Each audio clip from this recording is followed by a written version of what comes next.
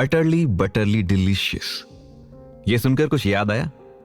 ये एक ऐसा प्रोडक्ट का स्लोगन है जो हमारे देश के घर घर में पाया जाता है, जिसे लोग बड़े ही चाव से अलग अलग तरीकों से खाते हैं। अब कुछ याद आया? जी हां, एकदम सही गेस किया आपने। मैं यहां बात कर रहा हूं अमूल बटर की।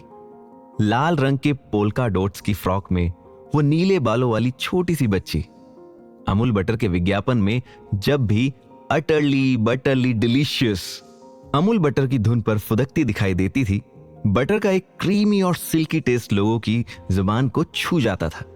और इसी डिवाइन फूड को हम तक पहुंचाने वाले थे डॉक्टर वर्गीज कुरियन।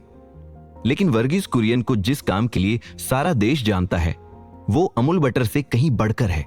जी हां, उन्हें भारत में व्हाइट रेवोल्यूशन या श्वेत या दूध क्रांति के लिए जाना जाता है। उनके ऑपरेशन फ्लड और बिलियन लीटर आइडिया ने भारत में न केवल दूध की नदियां बहा दी थी, बल्कि उसे दुनिया के लार्जेस्ट मिल्क प्रोड्यूसर का टाइटल भी दिलवाया था। डॉक्टर कुरियन, फ्यूचर के लिए आपके क्या प्लान्स हैं? मैं जिस एज में हूं उसमें फ्यूचर जैसा कुछ नहीं होता है तो बस गुजरा हुआ कल। वर्गीज कुरियन के जीवन के 8वें दशक में यह क्वेश्चन एक जर्नलिस्ट ने उनसे पूछा था। इसी बात को थोड़ा डिटेल देते हुए वो अपनी ऑटोबायोग्राफी में कहते हैं कि जब मैं पीछे मुड़कर देखता हूं तो मुझे एहसास होता है मैं उन थोड़े से लकी लोगों में से हूं जो अपनी पूरी लाइफ अपने किसी ना किसी ड्रीम या गोल को पूरा करने में बिजी रहते हैं। इन्हीं सब में मेरी उम्र के 8 दशक कब पंख लगाकर उड़ गए मुझे पता ही नहीं चला। इस बात पर मुझे प्राउड फील होता है कि लाइफ ने जो भी मिशन मुझे दिया मैंने उसे सक्सेसफुली पूरा किया। कुरियन आजाद भारत के पहले देसी ब्रांड अमूल के चीफ फाउंडर थे। यहां एक और बात हैरान करने वाली है कि वर्गीज कुरियन कभी भी डेयरी बिजनेस में नहीं आना चाहते थे। सन 1944 में वो Tata iron and steel company में काम कर रहे थे। उसी दौरान ब्रिटिश इंडियन गवर्नमेंट ने कुछ सेलेक्टेड यंग इंडियंस को स्कॉलरशिप पर अब्रॉड भेजने की अनाउंसमेंट की। वर्गीज एक इंजीनियर थे, इसलिए उन्होंने भी इसके लिए अप्लाई कर दिया। लकीली सिलेक्शन के लिए उनके पास इंटरव्यू का बुलावा भी आ गया। जब डॉक्टर कुरियन इंटरव्यू के लिए पहुंचे तो सिलेक्शन कमेटी के चेयरमैन ने उनसे केवल एक सवाल पूछा, पेस्चराइजेशन क्या होता है? इसके जवाब को लेकर वर्गीज श्योर नहीं थे। वो हिचकिचाते हुए बोले, मुझे इस बारे में एग्जैक्टली तो नहीं पता, बट आई थिंक इसका संबंध मिल्क स्टरलाइजेशन से है। करेक्ट, कंग्रेचुलेशंस, स्कॉलरशिप के लिए आपका सिलेक्शन हो गया है। डेयरी इंजीनियरिंग के लिए जल्द ही आपको अमेरिका भेजा जाएगा। ये सुनकर वर्गीज चौंके और बोले, नहीं, कोई मिस्टेक हुई है सर। मैंने तो मेटलर्जी और न्यूक्लियर फिजिक्स के लिए अप्लाई किया है। अगर आप विदेश जाकर पढ़ना चाहते हैं तो हमारे पास यही कोर्स अवेलेबल है। अब डिसीजन आपको लेना है। वर्गीज अपनी करंट जॉब में खुश नहीं थे। उससे छुटकारा पाने के लिए उन्होंने इस स्कॉलरशिप को एक्सेप्ट कर लिया और अमेरिका की मिशिगन यूनिवर्सिटी पहुंच गए। लेकिन वहां जाकर भी उन्होंने डेयरी इंजीनियरिंग की पढ़ाई नहीं की, क्योंकि वो इस लाइन में कभी जाना ही नहीं चाहते थे। मगर उनकी डेस्टिनी को तो कुछ और ही मंजूर था। क्या थी उनकी डेस्टिनी? जो हम अपने लिए सोचते हैं उससे कहीं अधिक किस्मत ने हमारे लिए सोचा होता है। वो हमारे जीवन की राह को एक ऐसी दिशा में मोड़ देती है जिस पर चलकर हम भीड़ से अलग अपनी एक पहचान बना पाते हैं। वर्गीज कुरियन की लाइफ में भी ऐसा ही मोड़ आया, लेकिन वो तब इस बात से अनजान थे कि उनकी डेस्टिनी ने उन्हें एक ऐसे काम और पर्पस के लिए चुन लिया है जो आगे चलकर उनकी लाइफ को एक बहुत बड़ा मीनिंग देने वाला है। उन्होंने पूरी कोशिश की कि वो अपनी किस्मत के लिखे को बदल सकें, लेकिन आप तो जानते ही हैं कि जो हम डिजर्व करते हैं या जो हमारी किस्मत चाहती है उससे कम या ज्यादा हमें नहीं मिलता। डॉक्टर वर्गीज को भी उनकी किस्मत ने वही दिया जिसके लिए उनका जन्म हुआ था। जब स्कॉलरशिप के लिए इंटरव्यू लेने वाली कमेटी के चेयरमैन ने वर्गीज को यह बताया कि वो डेयरी इंजीनियरिंग के लिए उन्हें अमेरिका भेज रहे हैं, तो यह सुनकर वर्गीज को बिजली के करंट लगने जैसा महसूस हुआ। उन्होंने इंटरव्यू कमेटी से अपना डिसीजन बदलने के लिए काफी रिक्वेस्ट की। इस सब्जेक्ट में मेरा कोई इंटरेस्ट नहीं है सर। मैं डेयरी बिजनेस की एबीसीडी भी नहीं जानता। हम आपको पहले कह चुके हैं मिस्टर कुरियन कि अगर आपको पढ़ने के लिए वाकई बाहर जाना है तो हमारे पास आपके लिए यही ऑप्शन है। आप कह रहे हैं कि आप डेयरी बिजनेस के बारे में कुछ नहीं जानते, लेकिन ये कोई ऐसी प्रॉब्लम नहीं जिसे सॉल्व न किया जा सके। लेकिन उससे पहले आपको डेयरी इंजीनियरिंग करनी है या नहीं, ये डिसीजन लेना होगा। बहुत सोचने के बाद वर्गीज ने ना चाहते हुए भी डेयरी इंजीनियरिंग करने के लिए अमेरिका जाने का मन बना लिया। डेयरी के बारे में बेसिक ट्रेनिंग लेने के लिए उन्हें अमेरिका जाने से पहले 8 महीने के लिए बेंगलोर में इंपीरियल डेयरी रिसर्च इंस्टीट्यूट में भेज दिया गया। वहां पहुंचते ही वर्गीज को रियलाइज हुआ कि उन्होंने टाटा में अपनी जॉब छोड़कर बहुत बड़ी गलती की है। उस इंस्टीट्यूट के ऑफिसर उन्हें बिल्कुल पसंद नहीं करते थे। उन्हें वहां एक आउटसाइडर की तरह ट्रीट किया जाता था।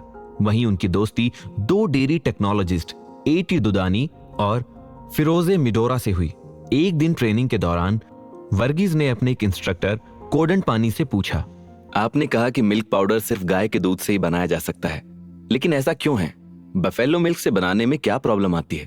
मगर कोडन पानी ने उनके सवाल को सुनकर भी इग्नोर कर दिया। वर्गीज ने एक बार फिर से कोशिश की। सर, मैंने अभी कुछ पूछा आपसे, सुना मैंने, लेकिन मैं अभी दूसरे लोगों से सवाल ले रहा हूं। सर 2 मिनट लगेंगे, बता दीजिए ना, वरना क्यूरियोसिटी में मुझे सारी रात नींद नहीं आएगी। मगर इस बार कोडन पानी ने वर्गीज की ओर देखा ही नहीं। ये देखकर वर्गीज के दोस्त डुडानी ने उनसे पूछा, यहाँ के सारे ऑफिसर्स तुम्हें इस तरह से ट्रीट क्यों करते हैं? वर्गीज मुस्कुराकर बोले, इसकी 2 वजह है। एक तो ये कि मैं सीरियन क्रिश्चियन हूं, इसलिए ये मुझे एक आउटसाइडर की तरह ही देखते हैं। दूसरा ये कि डेयरी के बारे में कुछ पता ना होते हुए भी मुझे इस पर इंजीनियरिंग करने के लिए स्कॉलरशिप पर अमेरिका भेजा जा रहा है। आई एम श्योर यहाँ बहुत से लोग होंगे जिन्होंने स्कॉलरशिप के लिए अप्लाई किया होगा। ये सुनकर उनके दोस्त ने पूछा, क्या वाकई में तुम्हारी कोई दिलचस्पी नहीं इस सब्जेक्ट में? बिल्कुल भी नहीं। फिर तुम इस स्कॉलरशिप पर अमेरिका जाने के लिए तैयार ही क्यों हुए हो? क्योंकि मुझे अपनी करंट सिचुएशन से निकलने का एक चांस चाहिए था। क्यों? ऐसी किस सिचुएशन में फंस गए थे तुम? अपने दोस्त के पूछने पर वर्गीज ने उन्हें अपने बारे में सब कुछ बताना शुरू किया। वर्गीज कुरियन का जन्म केरल के कैलिकट शहर में 26 नवंबर 1921 को एक सीरियन क्रिश्चियन फैमिली में हुआ था। वो अपने 4 भाई बहनों में से तीसरे नंबर पर थे। उनका नाम वर्गीज उनके अंकल राव साहब पीके वर्गीज के नाम पर रखा गया था, जिनका उनके होम टाउन एर्नाकुलम में सामाजिक कार्यों में काफी बड़ा योगदान था। वर्गीज के पिता पुथेन परक्कल कुरियन ब्रिटिश राज के कोचीन में एक सिविल सर्जन थे और उनकी मां भी हाईली एजुकेटेड थी। वर्गीज बचपन से ही पढ़ाई में बहुत अच्छे थे। मात्र 14 साल की उम्र में उन्होंने साइंस में ग्रेजुएशन के लिए मद्रास में लोयला कॉलेज में एडमिशन ले लिया था। वो आगे इंजीनियरिंग करना चाहते थे, लेकिन जब उनका कॉलेज खत्म हुआ तो उनकी उम्र इंजीनियरिंग में एडमिशन लेने के लिए काफी कम थी। इसलिए उन्होंने लोयला से ही फिजिक्स में बीएससी करने का डिसीजन लिया। डबल ग्रेजुएट हो जाने के बाद वर्गीज ने इंजीनियरिंग के लिए मद्रास के ही गुंडी कॉलेज में अपना एनरोलमेंट करवा लिया। जब तक वर्गीज ने अपना खर्चा भी खुद उठाना सीख लिया था। वो एकेडमिकली टैलेंटेड तो थे ही, साथ ही स्पोर्ट्स में भी उनको काफी इंटरेस्ट था। कॉलेज के दिनों में उन्होंने क्रिकेट, बॉक्सिंग, टेनिस और बैडमिंटन भी खूब खेला। यही नहीं, उन्होंने यूटीसी यानी यूनिवर्सिटी ट्रेनिंग कॉर्प्स भी ज्वाइन किया। उनका सिलेक्शन मद्रास यूटीसी की 5th बटालियन के एक आउटस्टैंडिंग कैडेट के रूप में भी हो गया था। आर्मी लाइफ और उनका डिसिप्लिन देखकर वर्गीज मन ही मन आर्मी को ही अपने करियर के रूप में चुनने की सोचने लगे थे। एक दिन इस बारे में उन्होंने अपने माता पिता से बात की। उनके पिता को तो उनके इस डिसीजन से कोई आपत्ति नहीं थी, मगर उनकी मां चाहती थी कि वो इंजीनियरिंग में ही अपना करियर बनाए।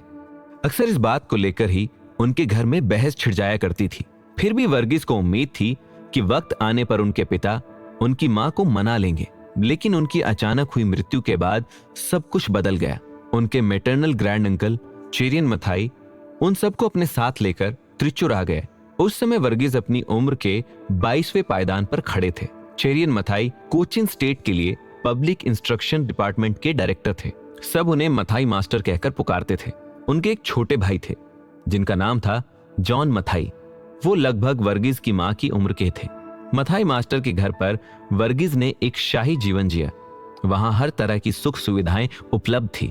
जब उनकी इंजीनियरिंग पूरी हो गई तो उनकी मां ने उनसे पूछा, वर्गीज आगे क्या करने का सोचा है? आई होप आर्मी ज्वाइन करने का ख्याल तुमने अपने मन से अब तक निकाल दिया होगा। आपने मुझे उसके बारे में सोचने ही कहाँ दिया मॉम। तुम Tata iron and steel company में अप्लाई करो। I think it would be best for your career. अपनी मां के जोर डालने पर वर्गीज ने सन 1944 में टाटा में एज ए ग्रेजुएट अप्रेंटिस के तौर पर अप्लाई कर दिया और वो सेलेक्ट भी हो गए। ये उनके लिए एक प्राउड मोमेंट था, क्योंकि कंपनी ने केवल 10 ए क्लास एप्लीकेंट्स को ही हायर किया था। वर्गीज अपनी इस अचीवमेंट पर बहुत खुश थे। अपने ऊपर उन्हें गर्व भी हो रहा था, लेकिन उनकी ये खुशी अधिक समय तक ना रह सकी। ये सब जानकर उनके दोस्त जूडिन ने उनसे पूछा, क्यों अचानक ऐसा क्या हो गया था जो तुम्हें अपने इतने बड़े सिलेक्शन पर प्राउड ही नहीं हो रहा था? क्योंकि मेरे मैटरनल अंकल जॉन मिथाई बीच में आ गए थे। वो उस समय टाटा इंडस्ट्री के डायरेक्टर थे। जब उन्हें पता चला कि मैंने टाटा ग्रुप की टिस्को में अप्लाई किया है, तो उन्होंने मेरे अप्रेंटिसशिप के लिए टिस्को के मैनेजर डायरेक्टर जहांगीर जे घेंडी को रिक्वेस्ट की कि अगर उन्हें मेरे एप्लीकेशन में दम लगे तो मुझे जरूर कंसिडर करें। अंकल सर जहांगीर घेंडी के बॉस थे, इसलिए वो उनकी रिक्वेस्ट को इग्नोर नहीं कर पाए और उन्होंने मेरा सिलेक्शन कर लिया। हालांकि मेरा एकेडमिक स्कोर इतना अच्छा था कि मेरा सिलेक्शन उनकी हेल्प के बिना ही हो जाता। तो क्या तुमने केवल इस वजह से टाटा की नौकरी छोड़ दी थी और स्कॉलरशिप के लिए अप्लाई कर दिया था? नहीं, केवल ये वजह नहीं थी। टिस्को में सिलेक्शन हो जाने के बाद मेरी पोस्टिंग जमशेदपुर हुई। सब ठीक चल रहा था कि एक दिन वहां मुझसे मिलने मेरे अंकल जॉन मथाई पहुंच गए। मेरी पोस्टिंग टाटा में सबसे लोएस्ट रैंक पर हुई थी। उस रैंक के लोगों से मिलने कोई भी सीनियर ऑफिसर नहीं आता था। अंकल के आने से सब जान गए कि मैं कौन हूं। इसके बाद सबका बिहेवियर ही मेरे लिए बदल गया। वो सब मुझसे कुछ ज्यादा ही रिस्पेक्ट से और पोलाइटली बात करने लगे। मेरे आसपास होते तो वो बहुत केयरफुली बात करते थे। मेरे लिए वो सब बहुत ऑकवर्ड हो गया था। तो इस प्रॉब्लम से बाहर आने के लिए तुमने क्या किया? नेक्स्ट टाइम जब अंकल मुझसे मिलने आए तो मैंने उनसे कहा, मैं अब यहाँ और काम नहीं कर सकता। मेरी यहाँ अपनी कोई आइडेंटिटी नहीं रही। सबके लिए मैं सिर्फ उनके बॉस या ग्रैंड नेफ्यू हूँ। मेरी बात सुनकर वो बोले, बचकानी बात मत करो। मुझे पता चला है कि तुम यहाँ बहुत बढ़िया काम कर रहे हो। यहाँ बने रहोगे तो बहुत ऊपर तक पहुंच जाओगे। लेकिन मैंने भी टाटा कंपनी छोड़ने की ठान ली थी। मैं उनसे बोला, नहीं, मुझे अब ऐसी जगह काम नहीं करना जहां मेरी कोई पहचान नहीं। इसलिए मैंने ब्रिटिश स्कॉलरशिप के लिए ऑलरेडी अप्लाई कर दिया है। ये सुनकर वो बहुत नाराज हुए। मुझे टाटा ना छोड़ने के लिए मनाने की भी बहुत कोशिश की, लेकिन मैंने उनकी एक नहीं सुनी। यार, तुम्हारी कहानी तो बहुत इंटरेस्टिंग है, लेकिन तुमने इंटरेस्ट ना होते हुए भी डेयरी इंजीनियरिंग करने का डिसीजन क्यों लिया?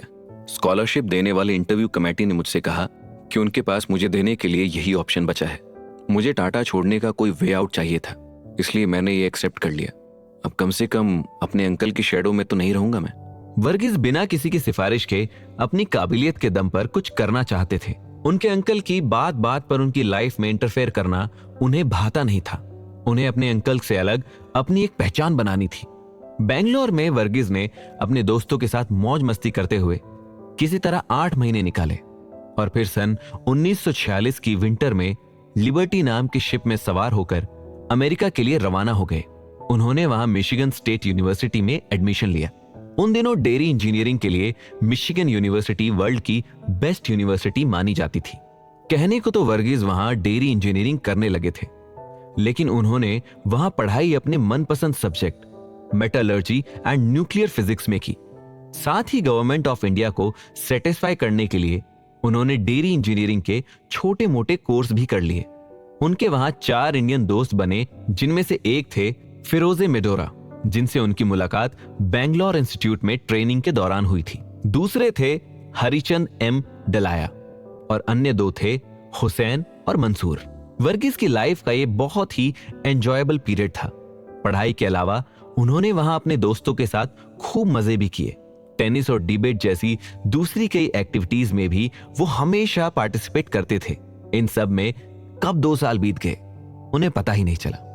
डिस्टिंक्शन के साथ उन्होंने अपनी मास्टर्स पूरी की और फिर सन 1948 में वो अपने चारों दोस्तों के साथ इंडिया लौट आए। तब तक इंडिया आजाद हो चुका था। क्योंकि वो ब्रिटिश इंडियन गवर्नमेंट की स्कॉलरशिप पर अमेरिका गए थे, इसलिए आते ही उन्हें दिल्ली में एजुकेशन मिनिस्ट्री को रिपोर्ट करना था। तब तक उनके अंकल जॉन मथाई इंडिया के फाइनेंस मिनिस्टर बन चुके थे। वर्गीज दिल्ली में उन्हीं के यहां रुके। ड्यू डेट पर वर्गीज एक फॉरेन एजुकेटेड यंग मैन की तरह ड्रेस्ड अप होकर एजुकेशन मिनिस्ट्री के अंडर सेक्रेटरी से मिलने उसके ऑफिस पहुंचे। पहले तो अंडर सेक्रेटरी ने उन्हें ऊपर से नीचे तक गौर से देखा और फिर उन्हें बैठने का इशारा करके बोले, ओह, तो तुम हो कुरियन। बहुत लकी हो तुम। यहाँ लोगों को जॉब नहीं मिल रही, पर तुम्हारे लिए हमारे पास पहले से ही एक जॉब रिजर्व्ड है। तुम्हारी पोस्टिंग आनंद में हो चुकी है। जल्द से जल्द जाकर तुम वहां रिपोर्ट करो। आनंद कहाँ है ये? मुंबई के कहीं आसपास। लेकिन सर, मैं वहां नहीं जाना चाहता।